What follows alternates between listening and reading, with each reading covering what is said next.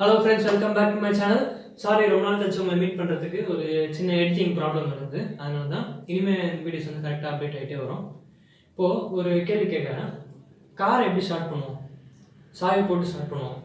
Bike எப்படி start பண்ணுவோம்? சாவி போட்டு ஸ்டார்ட் பண்ணுவோம். ஒரு லாரி எப்படி ஸ்டார்ட் பண்ணுவோம்? சாவி போட்டு ஸ்டார்ட் பண்ணுவோம். பிளேன் எப்படிங்க ஸ்டார்ட் பண்ணுறாங்க? அதுக்கு சாவி இருக்கா இல்லையா? அந்த கொஸ்டினுக்கு தான் இந்த வீடியோவில் ஆன்சர் பண்ண போகிறேன். இப்போ பார்த்தீங்கன்னா வந்து நம்ம ஃபஸ்ட்டு ரெண்டாக பிரிச்சுக்கோங்க. இப்போ வந்து ஒரு லார்ஜ் ஏர்க்ராஃப்ட் இருக்குது, அதாவது passenger aircraft and cargo aircraft. அதை பற்றி பார்க்கும்போது இப்போ வந்து அதில் அந்த மாதிரி டைப்பான ஏர்க்ராஃப்டில் வந்து எப்படி எலக்ட்ரிசிட்டி, அதாவது எலக்ட்ரிசிட்டி, ஏர் கண்டிஷனிங், அந்த ஹைட்ராலிக்ஸ் எப்படி ஒர்க் ஆகுது அப்படின்னு பார்த்தீங்கன்னா ஏபியூ, அதாவது ஆக்சிலரி பவர் யூனிட், அந்த சிஸ்டம்லேருந்து தான் வந்து அவங்களுக்கு வந்து எலக்ட்ரிசிட்டி பவர் எல்லாமே ஏர்பிளேனுக்குள்ளே வருது.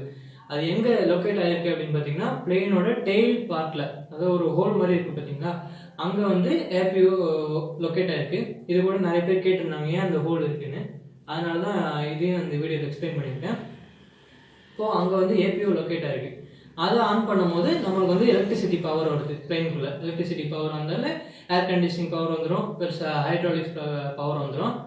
இப்போது அதை எப்படி ஸ்டார்ட் பண்ணுறாங்க? கீ இருக்கா? அதுக்கு இல்லை.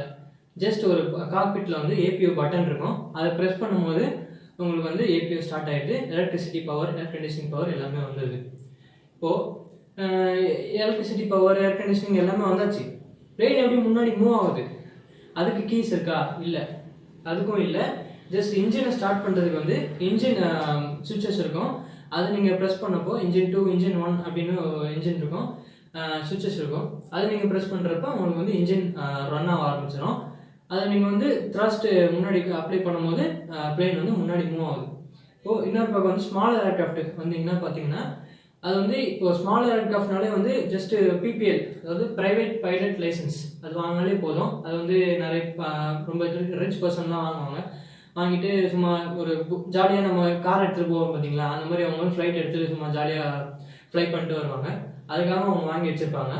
அப்போது அந்த மாதிரி ஏர்க்ராஃப்ட் வந்து ரொம்ப லைட் வெயிட்டாக இருக்கும், ரொம்ப சின்னதாக இருக்கும். அதனால வந்து அது ஈஸிலி மூவபிள், ரொம்ப ஈஸியாக வந்து மூவ் பண்ணலாம் அந்த ஒரு இடத்துலேருந்து இன்னொரு இடத்துக்கு. அதனால வந்து இப்போ என்ன கண்டுபிடிச்சிருக்காங்கன்னா வந்து ரொம்ப வந்து தெஃப்ட் ஆகுது, அதாவது திருட்டு போகுது.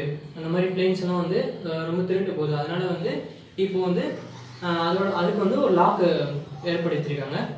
அதுக்கு வந்து கீஸ் இருக்குது. அதாவது லார்ஜ் ஏர்க்ராஃப்ட்டுக்கு கீ கிடையாது, ஸ்மாலர் ஏர்க்ராஃப்ட்டுக்கு கீ இருக்குது. அந்த டோருக்கும் கீ இருக்குது, ப்ளஸ் நீங்கள் ஸ்டார்ட் பண்ணுறதுக்கும் கீ போட்டு நீங்கள் ஏபி ஆன் பண்ணால் தான் உங்களுக்கு வந்து பிளேன் ஸ்டார்ட் ஆகும். அப்படி பார்த்தீங்கன்னா வந்து ஓவராலாக வந்து பிளேன்ஸுக்கு கீ கிடையாது நார்மலாக.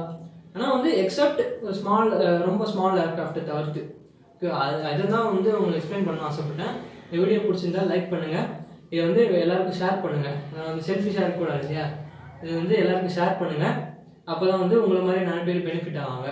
நானும் அப்படி தான் நினச்சிட்டு இருந்தேன், பிளேன் எப்படி ஸ்டார்ட் பண்ணுறாங்க, ஒரு சாவி போட்டு ஸ்டார்ட் பண்ணுவாங்களோ அப்படின்னு நானும் சின்ன வயசில் நினச்சிட்டு இருந்தேன்.